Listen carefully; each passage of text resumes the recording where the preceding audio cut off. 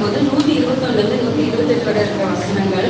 இந்த சங்கீதத்துல சங்கீதக்காரர் என்ன சொல்றாருன்னு சொல்லி பார்த்தோம்னா, தேவனுடைய கற்பனைகளை கீழ்ப்படியணும்னு சொல்றாரு, தேவனுடைய கிருபை வேணும்னு சொல்றாரு, தேவனுடைய கிருபை வேணும்னு சொல்றாரு, தீமையான ஜனங்களுக்கு தேவன் நீதி செய்யணும்னு சொல்றாரு, தேவனுடைய வசனத்தினுடைய அவ்வளோ பெரிதான ஒரு வசனம்னு சொல்லி அவ்வளோ விலை உயர்ந்த வசனம்னு சொல்லி சங்கீதக்காரர் சொல்றாரு. முதல் 2 வசனத்தை நம்ம வாசிப்போம். முதல் 2 வசனத்துல என்ன சங்கீதக்காரர் சொல்றாருன்னா, ஜெபத்தை பற்றி இங்க சொல்றாரு. 121 வசனம்னா, நியாயமும் நீதியும் செய்கிறேன், என்னை ஒடுக்குகிறவர்களுக்கு என்னை ஒப்பு கொடாதேன்னு சொல்லி இந்த சங்கீதக்காரர் சொல்றாரு. பழைய ஏற்பாடு சமயங்களை பார்த்தோம்னா தேவன் நீதியும் நியாயத்தையும் எதிர்பார்த்த ஒரு தேவனா இருக்கிறாரு ஜனங்களிடத்துல.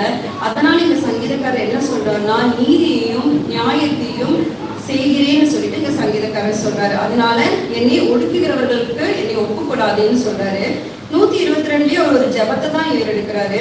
உமது அடியேனுக்கு நன்மையாக துணை நிலும், அகங்காரிகள் என்னை ஒடுக்க ஒட்டாதேன்னு சொல்லி இங்க சொல்றாரு. முதல் வசனத்துல ஒடுக்குகிறவர்களுக்கு என்னை ஒப்புக்கூடாதுன்னு சொல்றாரு, இங்க அகங்காரிகளுக்கு என்னை ஒப்புக்கூடாதுன்னு சொல்லிட்டு 2 ஜபத்தை அவர் ஏறெடுக்கிறாரு.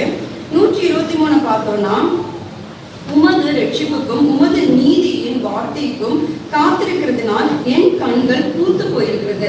இங்க பார்த்தோம்னா நம்ம சங்கீதக்காரர் எவ்வளவாய் தேவனுடைய வசனத்தை நேசிக்கிறாரு, வாஞ்சியா இருக்கிறாரு, தியானிக்கிற ஒரு மனிதரா இருக்கிறாருன்னு சொல்லி இந்த வசனத்துல நம்ம பார்க்க முடியும். அவர் கண்கள் தேவனுடைய வசனத்தை நோக்கி இருக்கிறதுன்னு சொல்லி இங்க அவர் சொல்றாரு. 124 உமது அடியேனை உமது கிருபையின் படியே நடத்தி உமது பிரமாணங்களை எனக்கு போதியும். இந்த தேவனுடைய கிருபைக்காக சங்கீதக்காரர் கேட்கிறாரு, தேவனுடைய கிருபை எனக்கு வேணும், உதவி வேணும் அப்படிங்கிறாரு. அது மட்டும் இல்ல, அவர் வேற என்ன சொல்றாருன்னா, பிரமாணங்களை எனக்கு கற்றுத்தாங்க தேவனேன்னு சொல்லிட்டு இங்க தேவனுடைய பிரமாணங்களை கற்றுக் கொடுக்கறதுக்காக தேவனிடத்துல கேட்கிறாரு. 125 பார்த்தோம்னா, நான் உமது அடியே உம்முடைய சாட்சிகளை நான் அறியும்படி என்னை உணர்வுள்ளவன் ஆகும். தேவனுடைய பிரமாணங்களை போதித்து தரதுக்காக முன்னாடி வசனத்துல கேட்கிறாரு. அதுக்கப்புறம் அவர் என்ன சொல்றாருன்னா, உணர்வுள்ள ஒரு இருதயம் வேணும் இதை புரிந்து கொள்றதுக்குன்னு சொல்லிட்டு சொல்றாரு.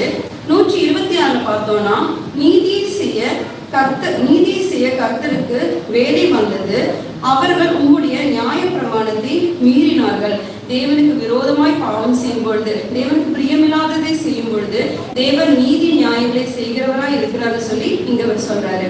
127-28 பார்த்தோம்னா, ஆதலால் நான் பொன்னிலும் பசு பொன்னிலும் அதிகமாய் உமது கற்பனைகளில் பிரியப்படுகிறேன், எல்லாவற்றை பற்றியும் நீர் அருளின எல்லா கட்டளைகளையும் செம்மை என்று எண்ணி சகல பொய் வழிகளையும் வெறுக்கிறேன்னு சொல்றாரு.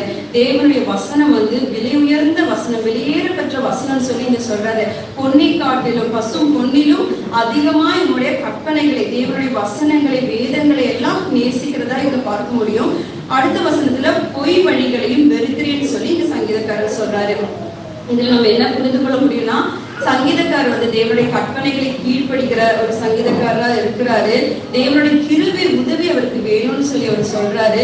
தேவனுடைய வசனங்களை கற்றுக் கொடுக்க, பிரமாணங்களை கற்றுக் கொடுத்து அதை புரிந்து உணர்வுள்ள ஒரு இருதயத்தோடு கூட நடக்கிறதுக்காக இங்க சங்கீதக்காரர் தேவனிடத்துல கேட்கிறாரு. நாமும் தேவனுடைய வசனத்தை இரவும் பகலும் தியானிக்கிற ஒரு பிள்ளைகளா நம்ம இருக்கும் பொழுது, நம்ம மரண இருளின் பள்ளத்தாக்கினான ஒரு சூழ்நிலை நம்ம கடந்து போக நேரிட்டா கூட நம்ம எதற்குமே பயப்பட தேவையில்லை. ஏன்னா கர்த்தர் நம்மளோடு கூட இருக்கிறார். இந்த வசனத்தின் படியாக தேவன் உங்கள் ஒவ்வொருவரையும் ஆசீர்வதிப்பாராக.